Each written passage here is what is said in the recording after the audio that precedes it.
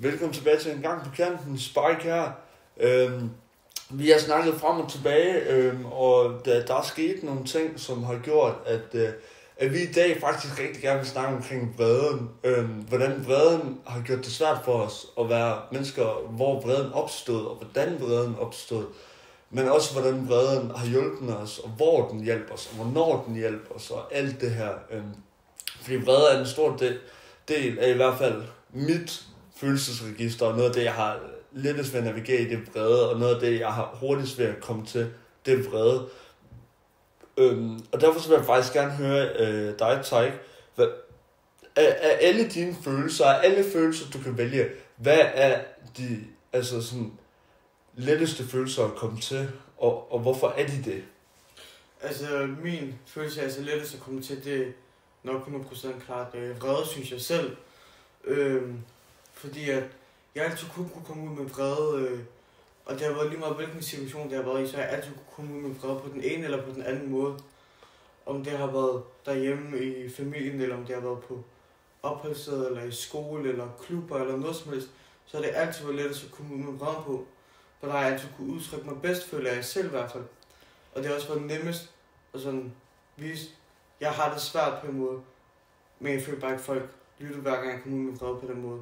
Der var få perioder af gangen, det skete, hvor de lyttede, men det var så også det. Men ellers selvfølgelig jeg ikke, de lyttede, hvis jeg kom ud med vrede. Men hvad med dig, Spike? Jamen, for mig så er meget af de typiske følelser, jeg hurtigt kommer til, det er vrede og tristhed. Altså tristhed også. For mig så er det at være trist, det er meget let, fordi jeg hurtigt kan føle mig ensom. Og når jeg føler mig ensom, det er ikke så tit, jeg gør det, men hvis, nu tager jeg et eksempel, og det er ensom.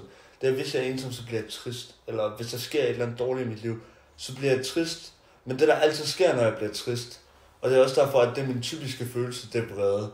Fordi jeg bliver altid vred, når jeg bliver trist. Jeg går hele tiden hen i den her vrede og negative stemning, og bliver bare sur på alt og alle, fordi at jeg i bund og grund faktisk er trist, men det er vreden, der bliver udtrykt, fordi jeg har været vred i så mange år nu. Og derfor så tror jeg bare, at vrede for mig, det er min typiske følelse. Det er det der, jeg hurtigst kommer hen til. Er der en, der siger noget forkert, så bliver jeg vred, men med tiden så har jeg lært at håndtere min vrede, og det vil jeg gerne uddybe senere. Men Tom, hvad med dig? Ja, altså de to største følelser for mig, det er uden tvivl vrede og skam. Altså vreden, det er jo noget, der på en måde altid er der. Hvis det ikke er på verden omkring mig, så er det på mig selv. Og nogle gange, så når den tager over, går det jo ud over nogen, som så får det meste af mig selv. Og så kommer skammen for det meste lige derefter. Altså jeg har altid været meget udadreagerende med mine følelser generelt. Jeg har aldrig kunne, før i tiden, jeg har aldrig kunne snakke om den. Så var den bedste ting at gøre, det slå på en væg. Og det er jo faktisk noget, jeg har haft tænkt meget over det der med, hvordan håndterer jeg min vrede. Altså min vrede, det har altid været meget fysisk, jeg håndterer den. Jeg har altid været med at slå på ting, sparke på ting, alle det her. Det går altid ud over mig selv. Vreden, den er der. Jeg ved ikke lige, hvor meget der faktisk ellers er at sige lige nu. Men vreden, den er der hele tiden. Så Spike, hvad... Jamen, det er jo dejligt det her med, altså også når vi bare snakker om følelser. Nu ved jeg jo godt, at det var emnet, men det er jo lige meget. Nu spurgte jeg jo, hvad følelser der er typiske. Og det er jo fedt nok, at vi også har andre følelser, der er typiske, end kun den her vrede. Men det er også fedt at høre, at samlet set, så er det faktisk vreden, der er vores typiske følelse. Altså, jeg står op vred, åbenbart. Nogle dage, der har jeg bare en vanvittig god dag, hvor det er, jeg bare vågner op, og så er jeg ikke vred. Men det sker så sjældent.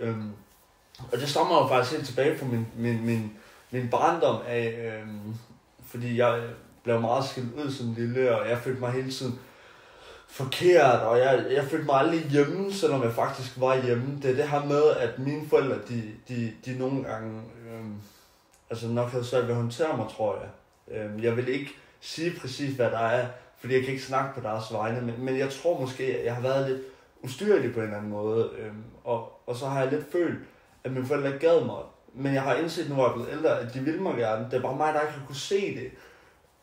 Og det var også ærgerligt, at jeg ikke kunne se det dengang. Men igen, jeg ser også alt som, at der er en mening med alt. Der er en mening med, at jeg har skulle være fyldt så meget op af vrede og nå hertil, hvor jeg er i dag.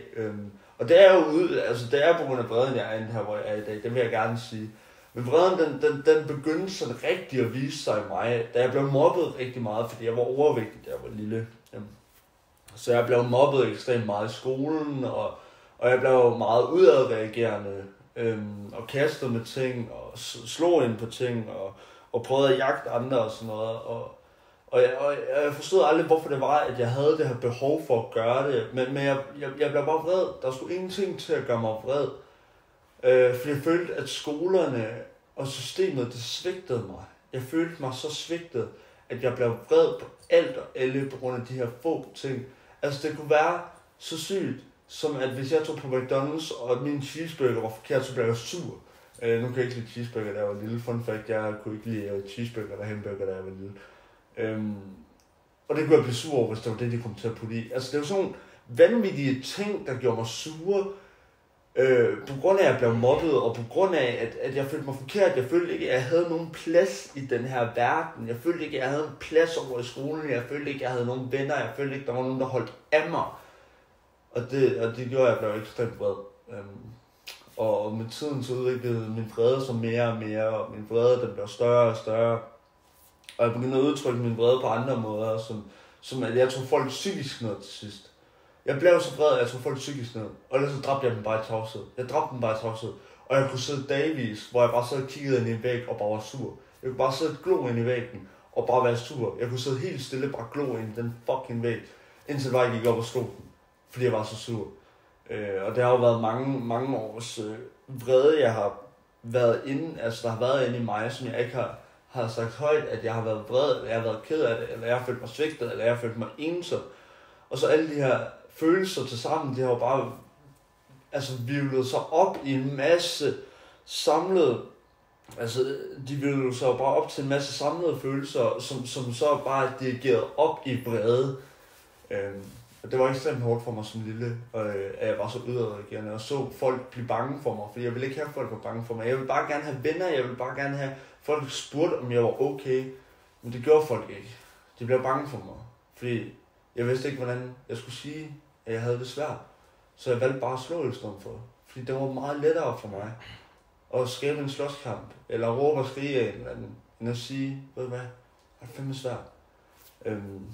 Og jeg ved faktisk ikke, hvorfor jeg har haft så svært ved at sige højt. Den har jeg ikke fundet ud af endnu, men jeg tror nok, jeg vil finde ud af en dag, hvorfor det er, at jeg blev så vred, og ikke bare sagde, hvad der var galt egentlig. Og derfor så vil jeg gerne høre dig, Tom. Altså, hvornår mærkede du vreden første gang? Hvornår indset du altså det her med, at du var meget vred? Hvornår gik det op for dig? Altså, min vrede, den gik meget op for mig, da jeg var... Jeg vil sige, at jeg var 9 år gammel. Jeg blev fjernet fra mit hjem for første gang. Det var en situation, der stadigvæk virkelig sidder dybt i mig. Hvor jeg kom hjem fra skole en dag, og så stod kære lille kommunedame og tog imod mig. Og ikke engang gå ind og sige hej til min familie. Jeg kom ud af ingenting, og den dag fucking knækkede mig. Seriøst, fordi jeg forstod jo ikke, hvad der var galt med mig. Jeg så jo ikke, at jeg var sådan et problematisk barn. Det er jeg min egen øjne igen. Jeg kan jo ikke tale på andres vegne, men der er jo en grund til, at jeg hvor jeg gjorde. Og jeg husker den dag, jeg blev så sur. Og det gik også ud over folk. Altså, jeg har aldrig været den fysisk voldelige type. Jeg har aldrig startet en slåskamp med nogen. Men jeg vil altid slagte folk med ord. Jeg vil ikke engang bare gøre nogle fornuftige ting og ignorere folk. Eller fornuftige vel, men jeg ville bare tale så meget lort, jeg kunne. Og udadreagere på den her måde. Jeg vil bare være på en måde være et mareridt at være omkring. Altså, det var fucking hårdt for mig. Og det sendte mig ned i det her vredeshul i flere år. Det tog flere års terapi nærmest at komme ud af. Fordi jeg så ikke, hvorfor må jeg ikke være hos min mor? Hvorfor må jeg ikke bo med mine brødre?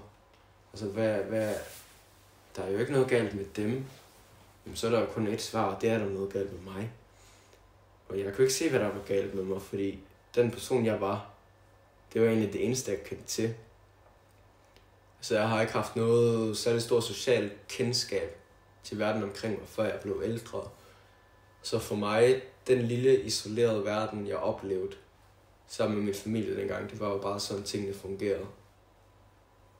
Og så lige pludselig blive smidt ud i det her, og finde ud af, der er et eller andet virkelig galt her.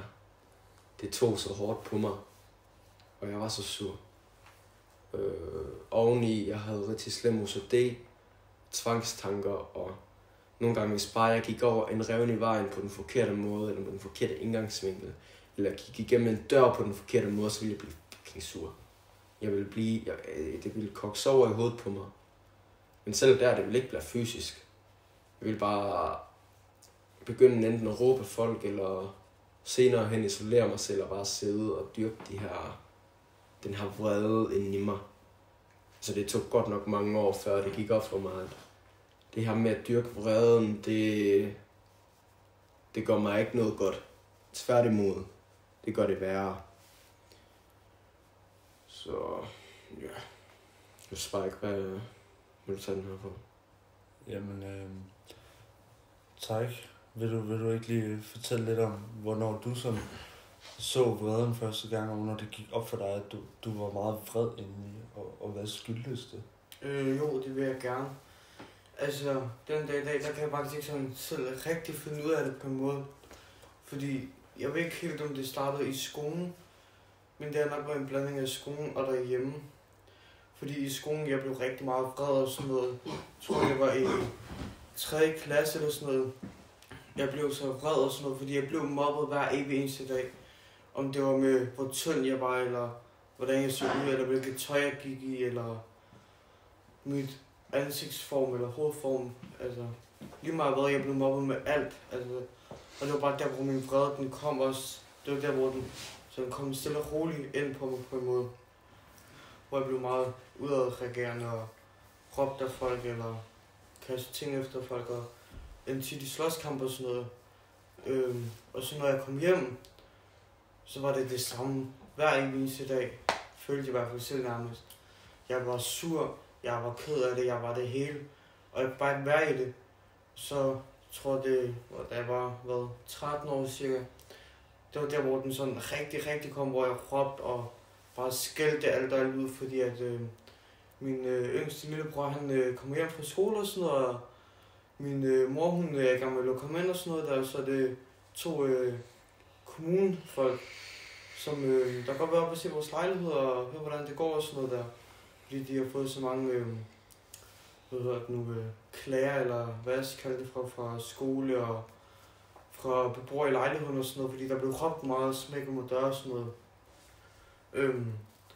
Og så tror jeg, der går en halv time, hvor min mor snakker med dem og sådan noget der. Og så fortæller hun mig så, hvad det er, der skal foregå, efter at de smuttede næsten. Og det var så der, hvor jeg blev så sur, fordi der fortalte min mor, at min yngste lillebror skulle fjernes hjemme, og vi havde en uge, tror jeg, lidt under en uge, til at få pakket hans ting og sådan noget der. Og hvis min mor gik med til frivillig, så ville det blive tvangsanbringelse fra min yngste lillebror. Og der blev jeg bare så sur, og min vrede den kom, og jeg blev så modbydelig mod folk. Altså, jeg kørte både fysisk og psykisk på folk, og det var så sygt. Jeg blev så vred. Altså, jeg kunne ikke være i det, så jeg kastede med ting derhjemme, eller slog ind på min dør, eller væg, eller et eller andet, for at komme ud med den her vrede. Og det eskalerede så, at jeg blev smidt ud af skole og sådan noget, og det gjorde det bare endnu værre, fordi så blev jeg endnu mere vred, for jeg forstod ikke, hvad der var galt med mig. Jeg tænkte sådan, det er alle andres skyld, og ikke min egen skyld. Og det blev ved i flere år. Jeg blev vredere og vredere for hvert år, der gik, og hver dag. Og min mor til sidst, hun kunne ikke have mig derhjemme, så hun bedte faktisk kommunen om, da vi flyttede fra vores hjemby af, så var hun faktisk med til at sige frivillig anbringelse, men det var også fordi, at vores hjembys kommune sagde enten så er det tvang, eller så er det frivillig anbringelse. Og min mor synes, det var bedst, hvis jeg blev anbragt, fordi hun kunne ikke have mig derhjemme med, for jeg var aldrig hjemme. Og hvis jeg var hjemme, så var der altid fred. Jeg kom hjem med kærlighed til min familie. Om det var min mormor og min søsken eller et eller andet. Jeg var så sur på dem hver dag. Og de forstod ikke hvorfor. Selvom jeg prøvede at forklare dem det. Selvom jeg ikke selv helt vidste på en måde hvorfor. Men jeg gjorde mit bedste for at prøve at forklare dem det. Og det forstod de bare ikke. Så de begyndte bare at sige, det er din skyld og alt muligt. Og nedgør mig på en måde. Mange af dem i hvert fald. Og det eskalerer sig så til skænderier på daglig basis derhjemmefra med familie. Og jeg havde ikke nogen venner og sådan noget på det tidspunkt også.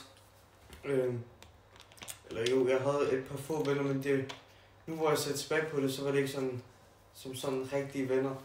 Altså de var der enten for nikotinen eller stofferne eller penge for den sags skyld. De var der bare for at misbruge mig, og det fandt jeg så ud af efter et par år. Og så blev jeg så rigtig ensom, fordi så følte jeg mig alene, fordi jeg skår så mange af mine venner væk til sidst, fordi jeg følte bare, at jeg blev misbrugt, og ingen gad mig at komme med de selvmordstanker og negative ting om mig selv og om andre, og fandt nærmest kun fejl på andre, og også mest på mig selv. Og det ødelagde mig bare endnu mere indvendigt, og jeg kom ikke ud med sorgen over det, eller den der tristhed, eller om det var glæde, jeg havde. Jeg kom altid ud med vreden. Selvom hvis jeg var glad, så var det altid vrede, jeg kom ud med. Og det var sgu hårdt, synes jeg selv i hvert fald. Også når jeg tænker tilbage på det, men altså, ja, det har sgu været med til at hjælpe mig til, hvor jeg er den dag i dag. Men hvad har du at sige til det her, Spike? Jamen, fuck man. Jeg har brug for at være ærlig overfor jer. Altså, galt, jeg kan mærke mig selv den her. Fordi der er en masse ting, der sådan går op for mig stille og roligt her. Altså, sådan for mig, der har jeg haft rigtig meget med, hvordan min vrede udtrykte sig, kom jeg lige til at tænke på. Og min vrede, den udtrykte sig rigtig meget i det her med, at jeg blev fucking sur på mine forældre.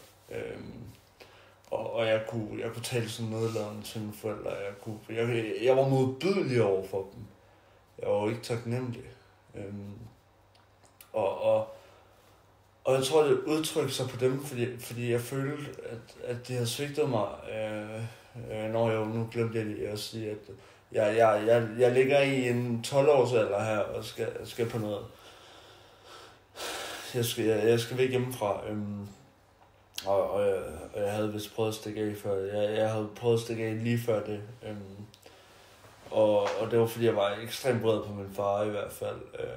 Og jeg var også meget vred på min mor, fordi at jeg havde fået et forvaglet syn af dem. Fordi at de blev ved med at sige en masse ting om hinanden på den ene eller den anden måde. Og det var aldrig nogen positive ting, så jeg fik bare altid negativitet. Og de kunne ikke enes, de kunne fucking ikke enes, og det gjorde mig så syg i hovedet, men jeg blev så fyldt op af det, fordi jeg ville bare gerne have mine forældre bare kunne sammen. Jeg ville bare gerne have den her normale kernefamilie. Jeg ville bare gerne prøve at være normal for en gangs skyld. Jeg blev mobbet med, at mine forældre var skilt, og det var modbydeligt, det var forfærdeligt. Jeg havde det så dårligt med det, og jeg var kommet imellem dem, da de slås, og det var så hårdt for mig. Det var hårdt for mig, virkelig hårdt for mig, fordi det er ikke noget, det er jo ikke noget, et barn skal se, og jeg bebrejder slet ikke dem, altså de gør det pissegodt som forældre, der er ikke noget der. Selvfølgelig så har de også gjort nogle fejl, og ligesom jeg også har gjort nogle fejl, og det er fandme menneskeligt at fejle, det er okay at fejle, men det var fucking hårdt for mig, det var sygt hårdt for mig. Så jeg følte, at de svigtede mig enormt meget, da jeg skulle væk hjemmefra her.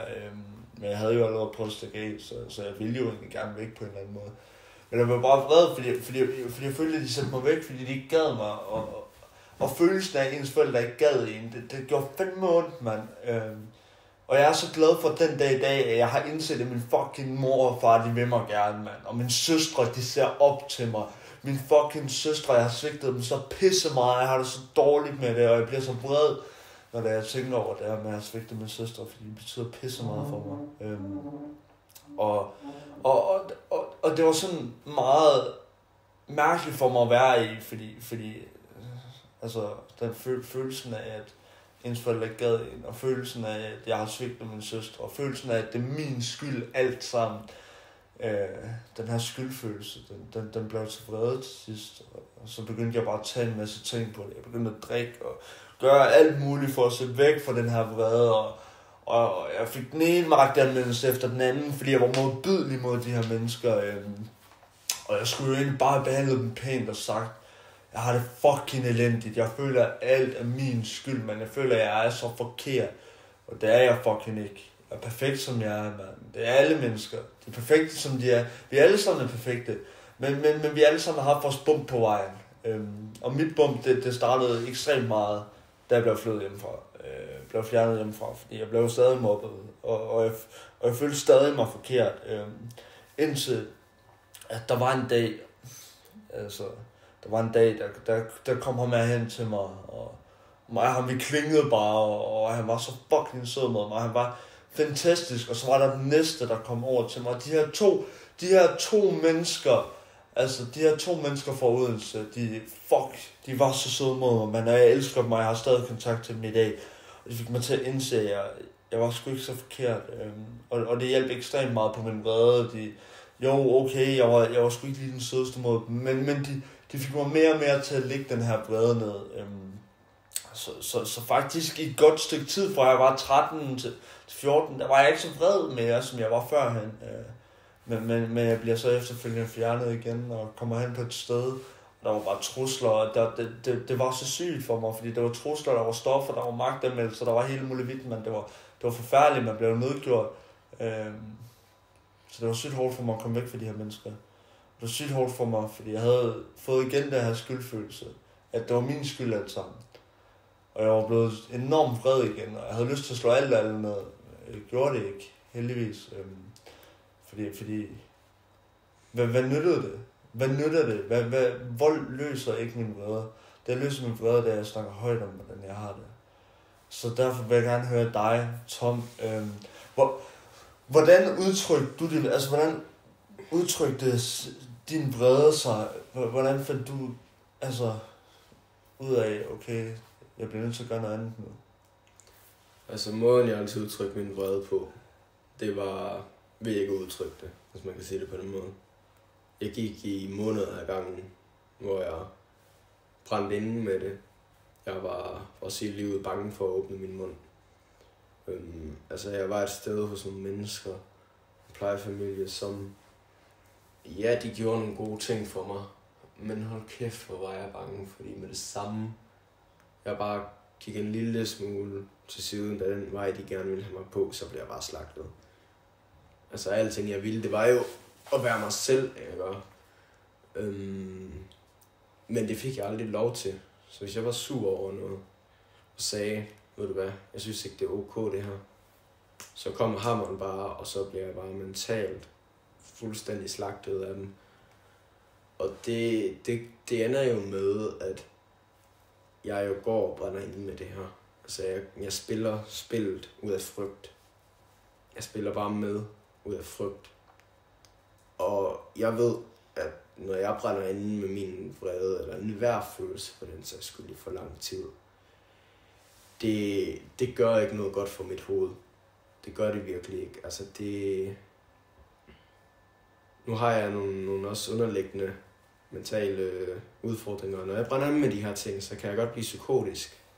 Jeg kan godt begynde at derealisere. Begynde at få de her stemmer i mit hoved, der bare nedslagter mig og mister min virkelighedsopfattelse. Og det har jeg prøvet igen og igen.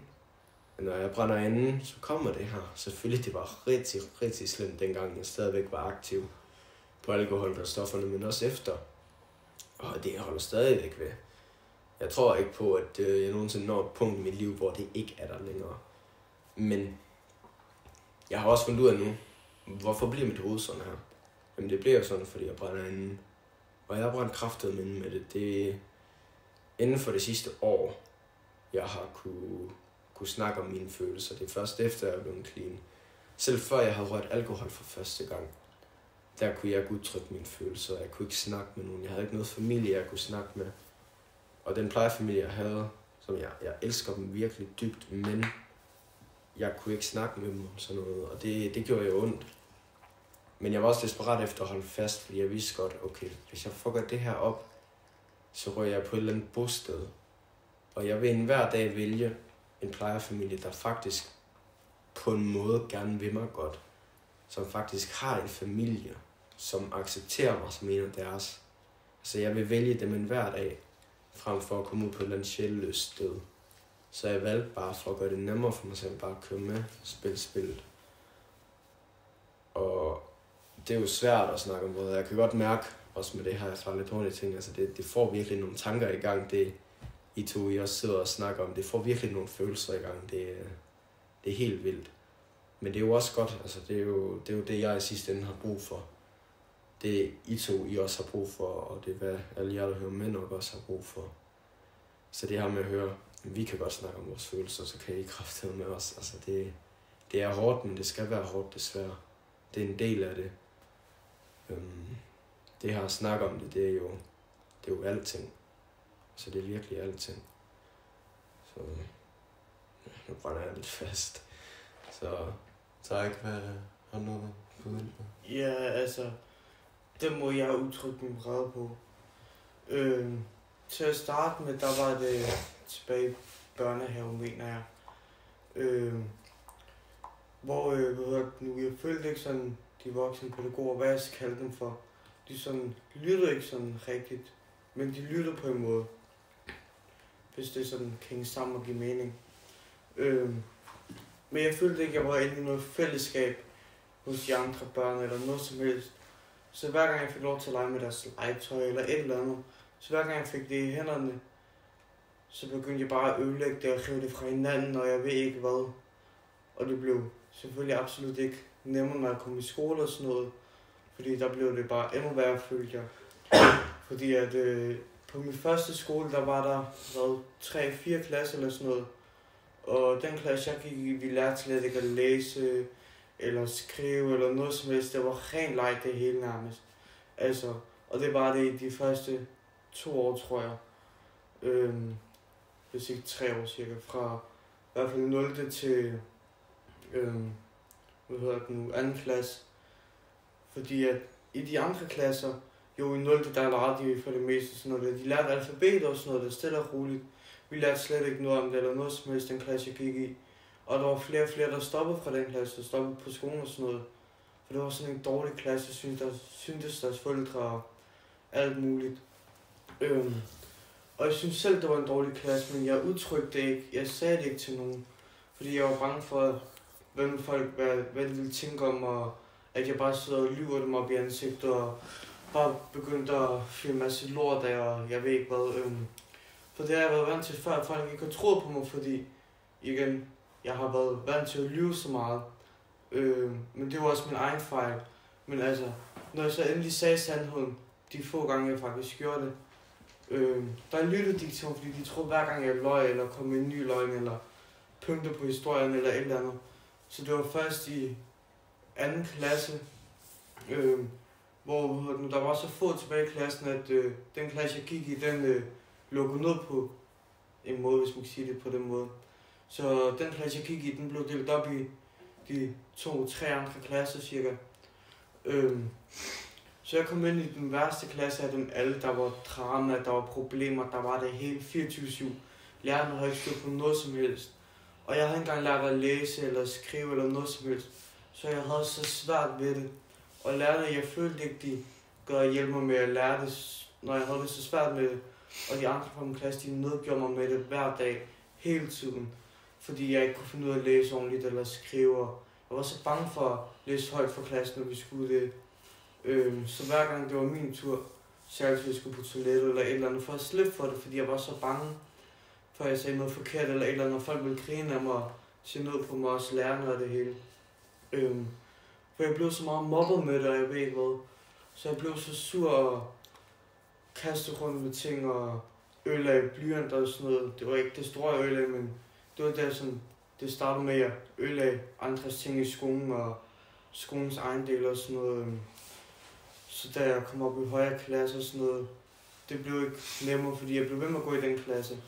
Og min mor kunne ikke se det dårlige i det til at starte med, så det var først i 3. og 4. klasse, hvor hun rigtig kunne se det. Men der kunne hun ikke gøre noget ved det, for der blev jeg bortvist i 4. klasse, fordi jeg kom så meget ud med min vrede, fordi jeg havde holdt den inde så meget igen. Og ikke udtrykke mig på den rigtige måde, fordi jeg følte ikke, at folk lyttede til mig, både lærer eller kommunen eller noget som helst. Jeg følte bare, at de så mig som en basketball, der var flad og ikke gad pumpen. Fordi den du ikke til noget, de ville hellere gå ud og købe en ny en, altså. Sådan følte jeg virkelig, at jeg var en basketball eller fodbold, eller hvad I nu vil kalde det for, altså. Som der bare var flad og ikke gad lytte til, eller bruge, eller lege med, eller noget som helst. Så jeg blev bortvist, fordi jeg kom ud med min vrede så meget, fordi jeg kunne ikke holde den inde til sidst. Så jeg begyndte at ødelægge lærernes ting og de andre elevers ting, og jeg begyndte også at stjæle penge fra de andre fra min klasse og sådan noget. Fordi jeg følte ikke, de lyttede til mig eller noget som helst. Og det følte jeg heller ikke på mit fritidshjemklub, hvad jeg skal kalde det for.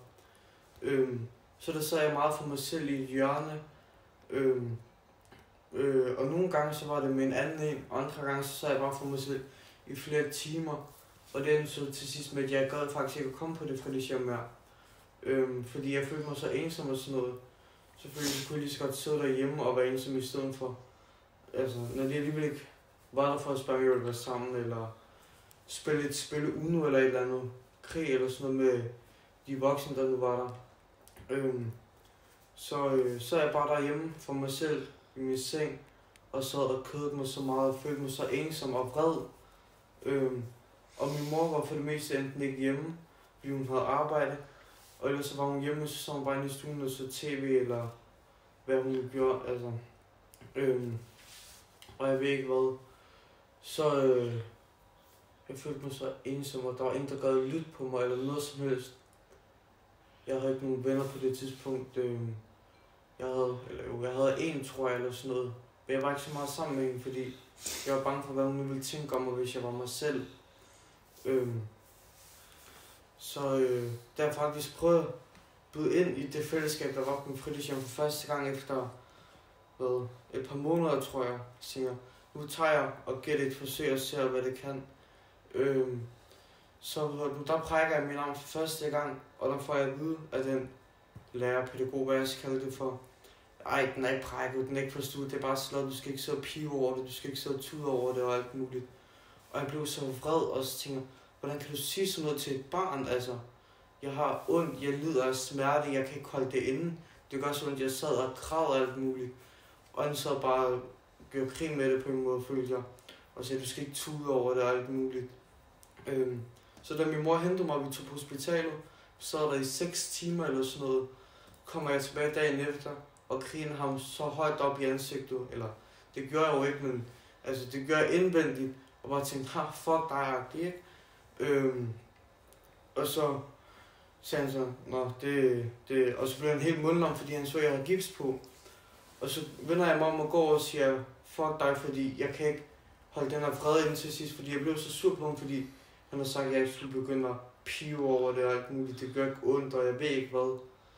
Og jeg følte mig så forkert, og jeg følte ikke, det var okay at græde eller have ondt eller noget som helst. Så jeg fik det så dårligt med mig selv, og jeg ved ikke hvad. Så jeg begyndte også at cut og alt muligt, fordi jeg følte ikke folk, de lyttede til mig, når jeg havde det svært eller noget. Så jeg kom ud med meget vrede eller smerte, men smerten, det var mere, hvis jeg cuttede mig selv, eller slog ind i en væg og gjorde selvskade på den måde, eller brækkede min arm bevidst.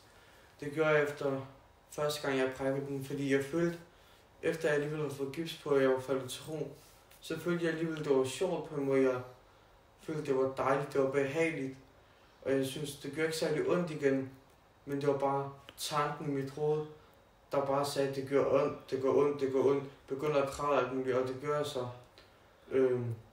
Og det var så der, hvor jeg så også lærte, at jeg skal ikke udtrykke mine følelser så meget igen, så hellere udtrykke din vrede. Og det gør jeg så, at brække min arm, eller min ene arm, for den har jeg kun brækket, og forstod mine fødder, og jeg ved ikke hvad, og mine fingre, og alt muligt. Og komme ud med min vrede på folk og sådan noget, men det gjorde jo kun mere, eller det skabte kun flere og flere problemer for mig selv. For folk begyndte bare at se mig som et problembarn og alt muligt.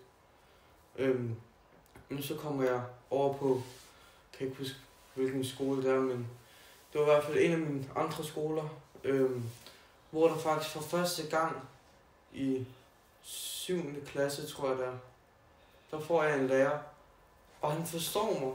Han lytter faktisk til mig, og det var så dejligt, men han var den eneste, der gjorde det. Og når jeg så egentlig ikke var i skole, fordi jeg havde det så dårligt, jeg kunne ikke få mig selv til at komme i skolen, fordi jeg skulle mobbet der. Så jeg kom for det meste ikke i skole, jeg pjekkede det meste af årene væk og alt muligt. Jeg hang mest ud på gaden med mine venner eller derhjemme hos dem, fordi det synes jeg var sjovere. Men det ødelagde jo bare mere for mig, altså med skolegangen, så jeg blev dårligere til tingene og alt muligt. Men når jeg så endelig faktisk var i skole, så lyttede han til mig, og han så faktisk, at jeg havde det svært og alt muligt. Og han kendte til det mest af min fortid, fordi han havde sådan en tæt relation med min mor, så hun har faktisk fortalt ham det. Og så hver gang jeg ikke var i skole, så ringer han faktisk til mig og siger, få nu din numse herovre i skolen. Det gavner kun dig, du ødelægger det kun for dig selv. Det gør ikke noget godt for dig selv, du bliver kun dummere af det. Og så sagde han, det er ikke for at være sur eller noget, men det er for dit eget bedste. Og jeg kunne ikke se på det tidspunkt, at han faktisk ville hjælpe mig eller noget. Jeg så det bare som om, at han var en sur, gammel, altså irriterende person, som der bare ville ødelægge mig ligesom de andre. Men samtidig følte jeg også, at han ville hjælpe mig. Så når jeg endelig kom der, så hjalp han mig så meget med, hvis han kunne se, at jeg brugte for 5 minutter eller et eller andet, så sagde han, gå lige ud i 5 minutter, så brug den smøg, eller hvad du vil, men så gå ud fra skolens område. Og han var den eneste, der lyttede til mig, alle de lærere. For alle de andre lærere på den skole, de nedgjorde mig, og sagde, du kan ikke finde ud af noget, du er dårlig, dit og dat, og jeg ved ikke hvad.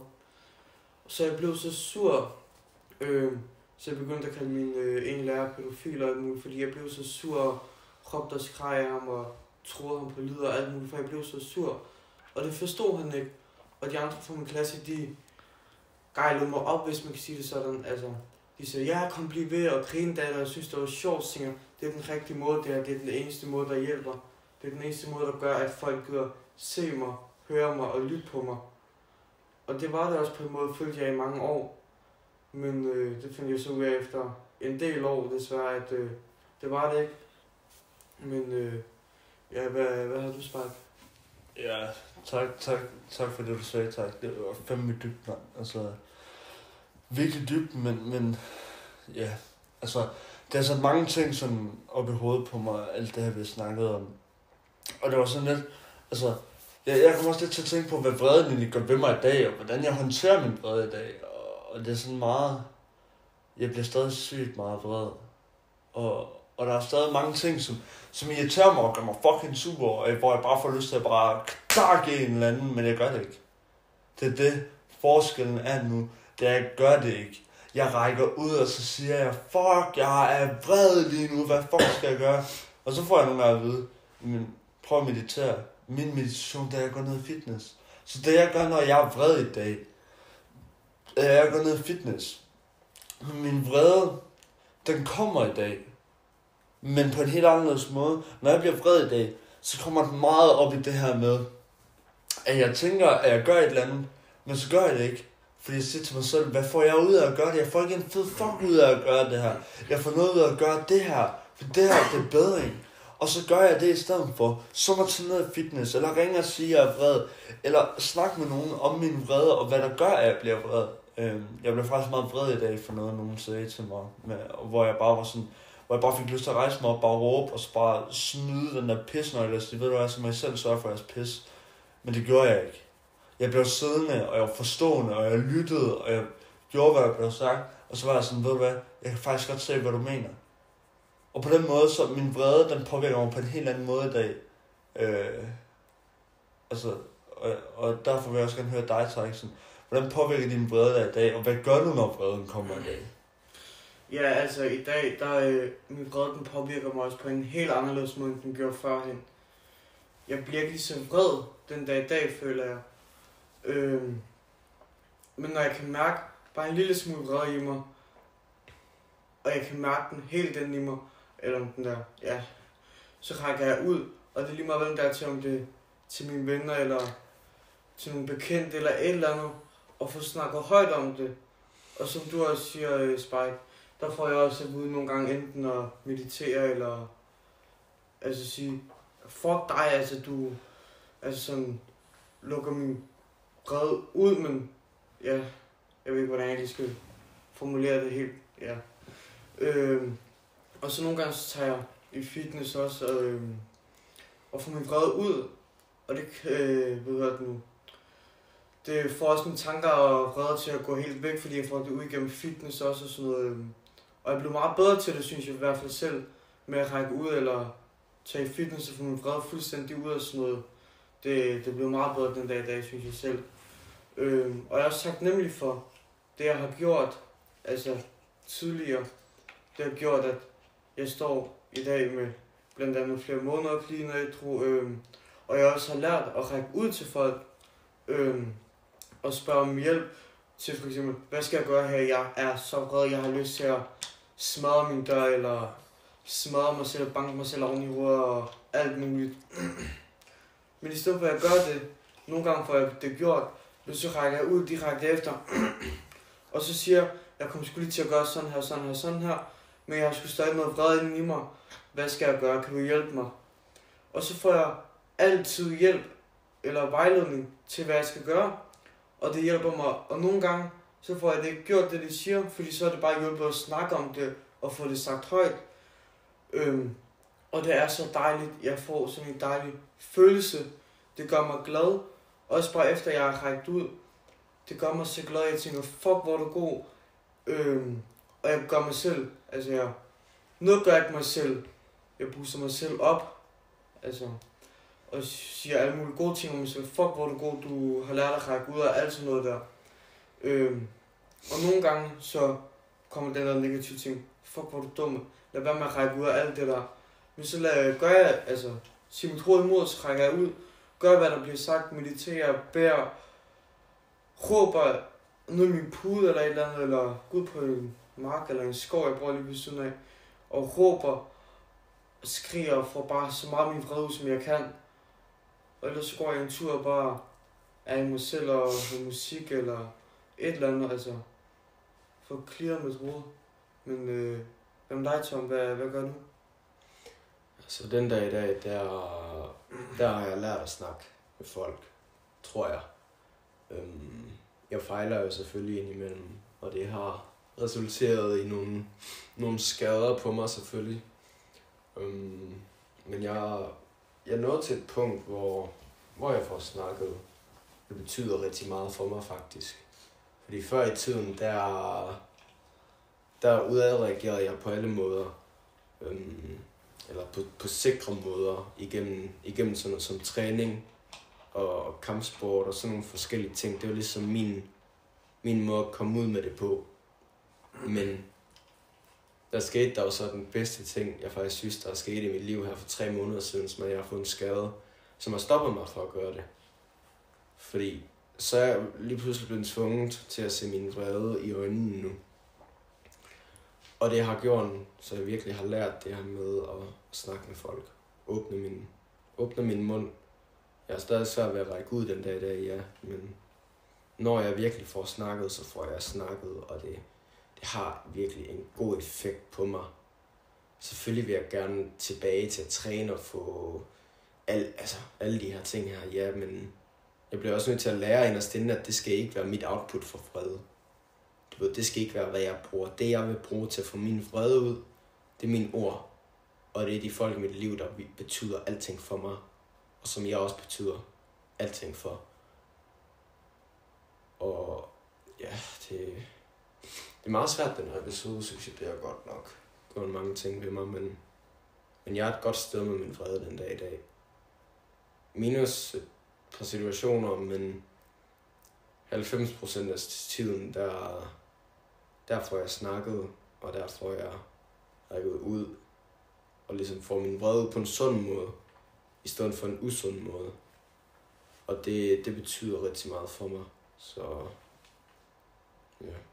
Og så bare ikke hvad dig?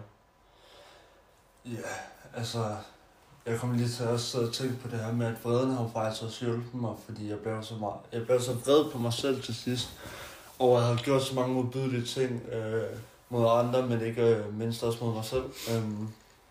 Så jeg blev så vred til sidst, at jeg tror, jeg ville gøre noget andet. Jeg blev så vred, at jeg valgte at gøre noget andet, end det jeg plejer, fordi jeg kom ikke videre med mit liv. Mit liv stod bare på standby.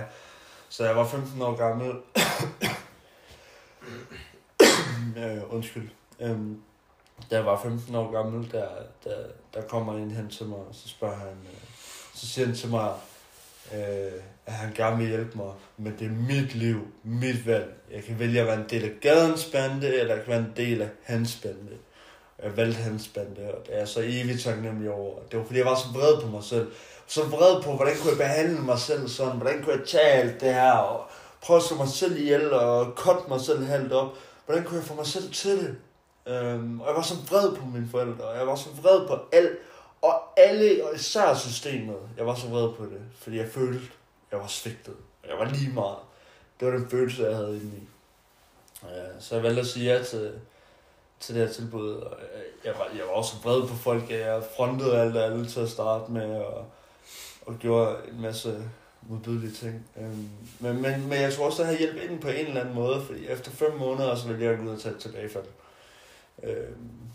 Og jeg vælger at tage noget 3 måneders tid, så kommer jeg tilbage. Og der indså jeg faktisk, at min far, han er her for mig. Det var min far, der fucking reddede mig. Eller han var i hvert fald med til det. Det var mig selv, der reddede mig selv.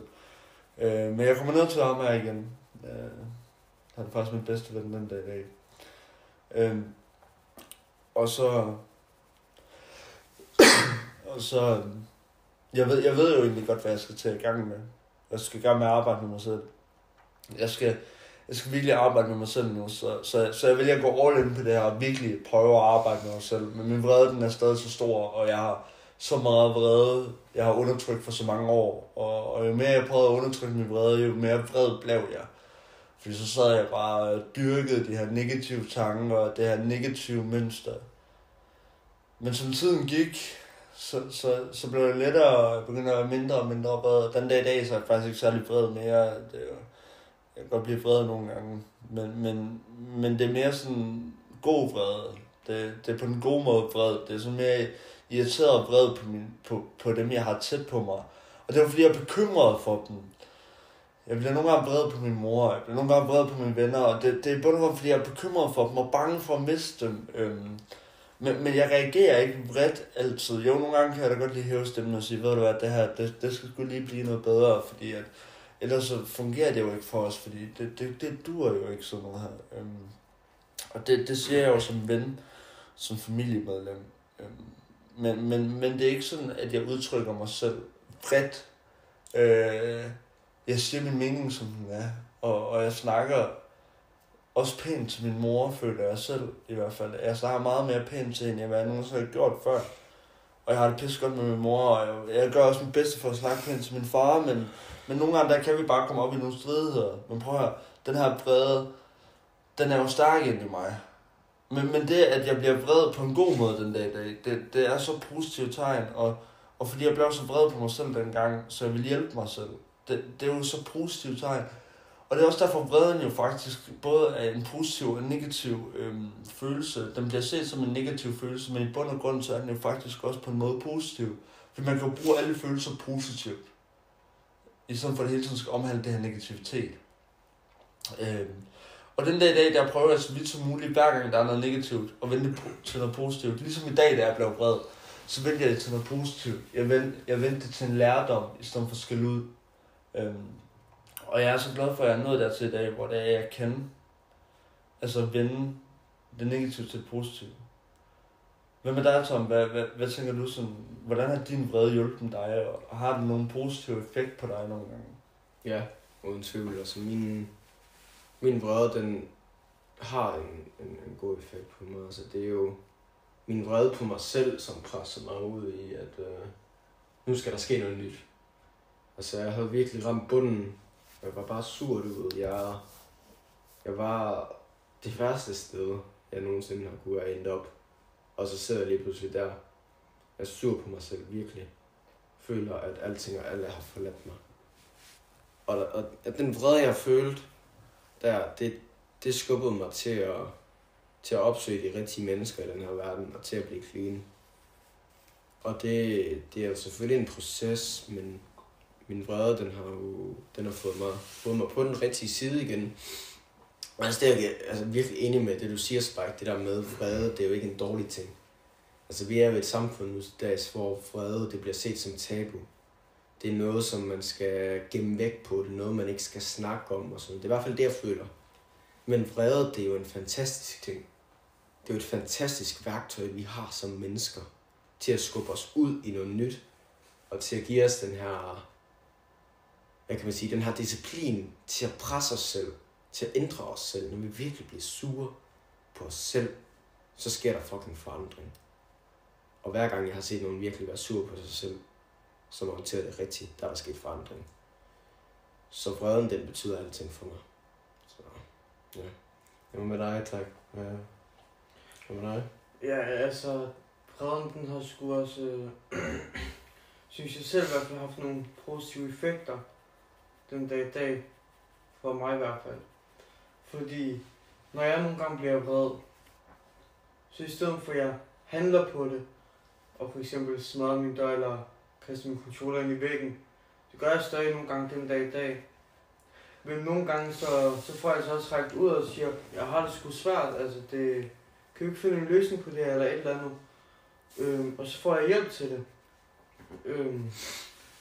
Og så viser de mig, hvad de har gjort, eller vejledning til, hvad de vil gøre i min situation og sådan noget. Så prøver jeg det, og hvis det så kan hjælpe for mig, så har jeg så prøvet lidt at finde min egen vej med lidt af deres støtte og hjælp og sådan noget. Og det har sgu betydet rigtig meget for mig. Og det har hjulpet mig så meget, at jeg faktisk vælger at række ud for det meste, når jeg bliver sur, eller hvis en anden følelse, der kommer, som tristhed eller et eller andet. Det kan jo være alt. Det har hjulpet mig til, at jeg rækker ud. Bare den mindste ting, der kommer, der fucker med mit hoved eller et eller andet. Eller der påvirker mig, der gør, som jeg kan mærke mig selv fuldstændig, hvor mit hoved så begynder at fuck med mig og sige, nej, lad være med at snakke om det, eller lad være med at sidde her, eller sådan noget, og gå ud og til stoffer, eller prøve det kriminelle liv igen. Du synes, det var sjovt, eller sådan noget.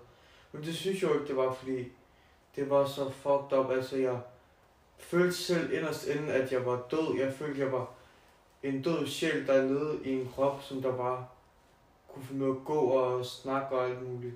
Men inderst inden følte jeg mig død, og jeg havde aldrig rigtig smil på læben. Jeg grinede ikke rigtigt. Det var falsk, det hele og sådan noget. Det eneste, der rigtigt var ægte, det var min vrede, som jeg kom ud med. Men nu har jeg forventet alt andet, så mit smil, mit grin, alt glæde, tristhed, alt det er ægte den dag i dag. Det er sgu ikke kun vreden, der så det er sgu ikke kun vreden, der er ægte den dag i dag. Så det er jeg sgu ikke taknemmelig for. For den støtte og hjælp, jeg har fået. Det er derfor, man hjælper mig til. Jeg har snart 6 måneder clean ældre med. Og jeg vedligeholder nogle møder, jeg går til fast hver uge. 3 møder om ugen fast.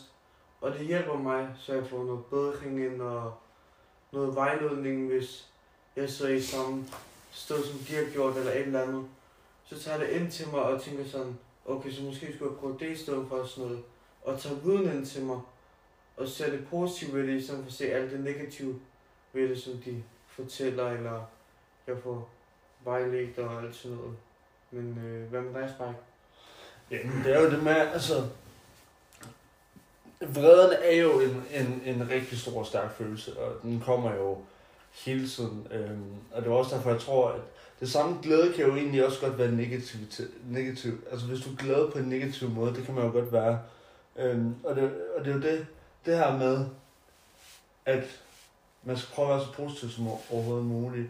Altså, den dag i dag, når jeg bliver vred, jeg går ikke bare ud og råber og skriger af folk mere. Altså, jeg råber ikke af min mor, når jeg bliver sur. Jeg kan hæve stemmen, ja, Gud bevarer Danmark, vi overlever. Altså, og det jeg synes er så fedt, det her også med, at på grund af, jeg kan endda også tilgive folk, jeg er sure på. Folk, jeg er vrede på, kan jeg tilgive. Og det er fordi vreden ikke får lov til at opsluge mig mere. Førhen i tiden, der blev jeg bare opslugt den her vrede, og lod den ikke påvirke mig positivt, men lod den kun påvirke mig negativt. Den der i dag, der lader den fucking også påvirke mig positivt. Selvfølgelig kommer det negativt nogle gange. Det er fucking menneskeligt.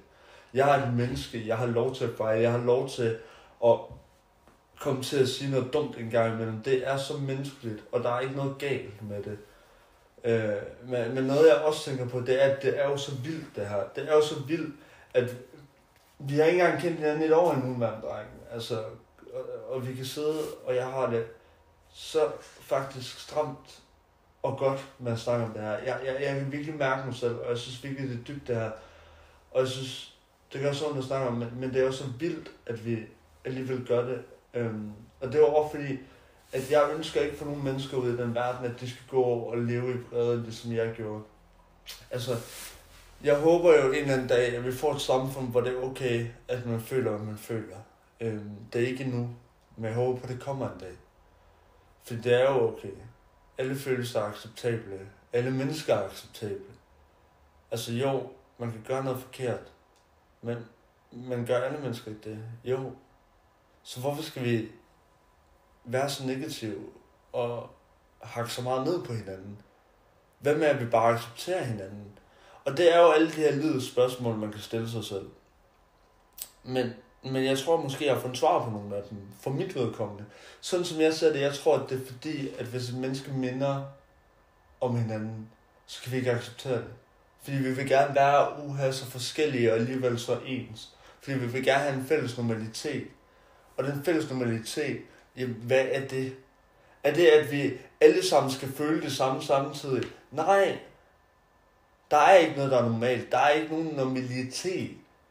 Jeg vil aldrig være inden for det normale, eller normen, eller hvad fanden man vil kalde det. Det har jeg ikke lyst til. Jeg vil have lov til at føle det, jeg føler, og have lov til at have det, som jeg har det. Og jeg har det fucking fantastisk med det her. Jeg har det fantastisk med, at jeg kan være vred. Jeg har det fantastisk med, at jeg kan være ked af det. Og jeg har det fantastisk med, at jeg kan være glad. Jeg kan være bange. Jeg kan være ensom. Jeg kan alle de her ting. Men i stedet for at have dem inde i mig selv, så er jo det, jeg gør i dag, da jeg lukker mig ud på en positiv måde, og gør noget godt for mig selv i det her negative mønster. Så når jeg bliver vred, jeg tager ned i fitness, eller jeg går en lang tur, eller jeg ender med at ringe til en eller anden, fordi jeg bliver sur, og så siger til den person, ved du hvad, jeg er fandme sur. Altså, så i stedet for, jeg kan finde på, når jeg bliver sur, så kan jeg også finde på at rydde op, fordi der er en eller anden fred i at gå og rydde op, åbenbart. Så kan jeg finde på bare at gå og rydde op, fordi jeg bliver sur. Og det er sådan nogle mærkelige ting, jeg lægger mærke til nu, når jeg sidder og snakker om det her, at jeg faktisk gør, når jeg bliver sur. Og derfor vil jeg gerne, er der nogle ting, som I også gør, som I normalt ikke gør, men som I gør, når I bliver vrede, fordi at det ender med at have en positiv indflydelse på jer, ved at I bliver, vrede. Og tak, vil du starte? Ja, det vil jeg gerne. Altså, det jeg lægger mærke til at gøre sådan noget, som jeg normalt ikke gør, når jeg ikke har prøvet sådan noget, det er, at jeg for eksempel bare råber, eller går mig en lang tur, bare i mig selv. Det gør jeg normalt ikke, hvis jeg er glad. Der hygger jeg mig mere med folk, eller bare sidder og snakker. Det synes jeg fandme også bare hyggeligt den dag i dag, men det synes jeg skulle være røvsygt for hende. Men altså, det er sgu hyggeligt nu. Og så, når jeg er vred, jeg går lange ture måske. Jeg hører podcast, jeg hører musik. For at afdæmpe det, og det gør jeg ikke normalt. Lige min musik, det gør jeg, men altså, for det meste, hvis jeg er vred, så kan jeg jo også godt finde på at bare tage AirPods og så bare høre musik, og så bare råbe og skrive musikken, som de også synger og synge med. Det kan godt være, at jeg mumler halvvejs af halvdelen af sangen og alt muligt. Men altså, det får min vrede på en eller anden måde. Og nogle gange, så kunne jeg bare finde på, som du også siger, bare med at råde op. Det har jeg fandme også begyndt at gøre på, synes jeg, på det sidste, når jeg faktisk bliver vred. For der har jeg lige pludselig ud af det blå, hvor jeg så er færdig med det, så har jeg været ude med mit pand, hvor mit pand skal være, eller lige samle det affald, jeg har haft, eller et eller andet, eller rykke rundt på mine ting. Det gør jeg ikke normalt. Så når jeg bliver vred, og det er sent eller et eller andet, og jeg ikke vil forstyrre folk, fordi jeg er bange for, hvad de vil tænke og sådan noget, så er jeg nogle gange bare rykket rundt på mit skrivebord eller min sovesofa eller seng for den sags skyld. Og bare rykket rundt på det hele, og indrette det på en ny måde. Det har jeg sgu aldrig gjort før, frivilligt på den måde i hvert fald. Så altså det synes jeg også bare er fedt, at jeg bare kan gøre det en dag i dag. Men jeg håber også, at jeg kan gøre det, når jeg er glad eller når jeg er trist, hvis det er. Men hvad med dig, Tom? Ja. Ja, det er et fedt spørgsmål. Hvad gør, når man bliver sur? Jamen, en ting, jeg er begyndt at gøre, faktisk har gjort i rigtig mange år, det er gå en tur, cykle en tur, komme ud i naturen, få noget solskin i øjnene, få noget græs under tæerne, hvis det er, hvad der skal til. Altså for helvede, jeg har løbet tur barefod i en skov, bare for at prøve at få det her ud. Og det vil jeg jo aldrig gøre normalt. Det er en ret ny ting, og jeg føler mig som en anden form for psykopat. Men det er sjovt, fordi det er jo det her med at finde vores individuelle metoder på at håndtere det her. Og for mig en ting, jeg ved ikke, det er jo sådan noget med at prøve at dæmpe det. Altså jeg ved, når de her tanker er her, så skal de have lov til at være der. Når den her vrede er her, så skal den have lov til at være der. Den skal snakkes om, selvfølgelig. Men for mig, der dur det ikke, at jeg prøver at slippe væk fra det. Fordi hvis jeg prøver at løbe fra det, så indhenter det mig en dag, og det kommer til at sparke mig i røven. Det har jeg i hvert fald overbevist om. Så det er simpelthen det her med at komme ud i naturen. Se nogle dyr i naturen, det er sjovt. Det er altid sjovt at lede efter insekter og sådan noget. Og kigge på fugle. Jeg ved godt, det er mærkeligt. Jeg er blevet så underlig efter at blive clean. Altså for mig, det er alle de her små ting, der betyder noget. Også når jeg bliver sur. Det er alle de her små øjeblikke af glæde, jeg kan få, som virkelig gør noget for mig. Og jeg har nogle få situationer, som virkelig har gjort noget for mig. Noget, som er fuldstændig derude af. Så jeg arbejdede frivilligt juleaften. Det ville jeg jo aldrig gøre normalt. Men jeg følte, at jeg havde brug for det, og jeg gjorde det. Og det var ikke nok med, at det var godt for andre mennesker, men det gjorde så meget for mig selv også. Det gav mig den her frihed at vide. Okay, måske er jeg ikke det her egoistiske, selvcentrerede menneske alligevel. Hvis jeg var dedikeret, hvad der for mange mennesker er årets vigtigste dag, til noget, jeg gør for mig selv, så betyder det, at jeg er mere, end jeg måske tror, jeg er. Så det er sådan en god kombination af ligesom finde de her små ting, og de her små glæder, det betyder så meget for mig. Altså, jeg vil ikke sprække hvad noget. Altså, jeg føler også på en eller anden måde, at det er meget spirituelt. Altså, det er meget spirituelt, at for eksempel, så kan jeg sidde og bede lige pludselig, eller meditere. Jeg er ikke troende. Jeg kan ikke finde ud af at meditere, men jeg kan finde på at gøre det, når jeg er sur. Bare for at få noget ro i hovedet. For jeg føler, at det er meget spirituelt, det her følelse. Det er meget sådan, jeg ser meget sådan følelser, som farver. De kan være mange forskellige farver, fordi de kan have mange forskellige grader. Og derfor føler jeg også meget, at det er noget spirituelt. Som du siger, at tage ud i naturen, mærke naturen, det er jo på en eller anden måde spirituelt, Tom. Og jeg kan også finde på, bare lige pludselig gå en tur på stranden, høre havvandet, sætte noget havvandslyd på, bare fordi at det giver mig en eller anden form for ro, så jeg falder ned i tempo.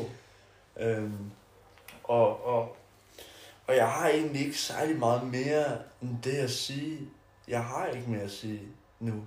Fordi jeg har fået sagt det, jeg har brug for at sige. Og det er mine redskaber til at håndtere den her vrede. Hvad med jer? Er der noget, du vil slutte af på at sige, Tak? Nej, jeg har sgu ikke lige det store at sige mere. Altså det har fyldt rigtig meget, synes jeg, fucker med mit hoved. Det har været hårdt, synes jeg, at snakke om. Fordi det har bragt mig tilbage i nogle traumer eller dårlige minder med det. Men jeg satte på en måde imod, og så altså, med mit hoved, da det fucker med mig og sådan noget der. Så sagde jeg det imod, og så åbnede jeg bare munden og fik sagt det højt, men det var fandme dejligt. Men det har fandme også været hårdt det afsnit, synes jeg. Men hvad med dig, Tom? Jamen altså, jeg er meget enig i det, du siger. Og jeg har virkelig bare én ting at sige. Lidt mærkeligt, men jeg fucking elsker jer. Det er mærkeligt at sige, men det er sådan en tanke, mit hoved kom på. Det har været en god episode, det her. Det har sat tanker i gang, og jeg har haft lyst til bare at skrive, men jeg er her åbenbart stadig. Jeg tror vist bare, det var det. Ja, jeg føler også, det har lettet ekstremt meget på en eller anden måde at få snakket om. Og jeg kan godt følge, hvad du siger, Tom. Jeg holder fandme også meget af, jeg elsker jer fandme også inderst inde. Altså, jeg synes virkelig, vi har fået et godt bånd til hinanden igennem det her. Og efterhånden, så indser jeg egentlig også bare, at vi er jo egentlig mere eller mindre ens, men alligevel så forskellige. Og det er så sygt, hvordan vores forskelligheder kan føre sammen til det her. Og jeg synes, det er fedt. Og jeg synes, det har været et fucking fedt emne. Og jeg elsker at lave det her. Jeg vil blive ved med at lave det her, indtil den dag, hvor jeg ikke kan det mere. Og jeg tænker, vi har ikke mere at sige, så jeg vil egentlig vi vil bare runde af med at sige rigtig mange gange tak for, at I bliver ved med at lytte, og I bliver ved med at dele og like og følge med, og hvad fanden I nu ikke gør. Altså, vi er så taknemmelige over det, og vi er så taknemmelige for støtten. Og vi glæder os så meget til næste lørdag, hvor vi optager igen. Vi har aftalt fast dag om lørdagen, hvor der vi optager, og det er fantastisk. Så vi vil slutte af med at sige adios derude. Ha' det godt.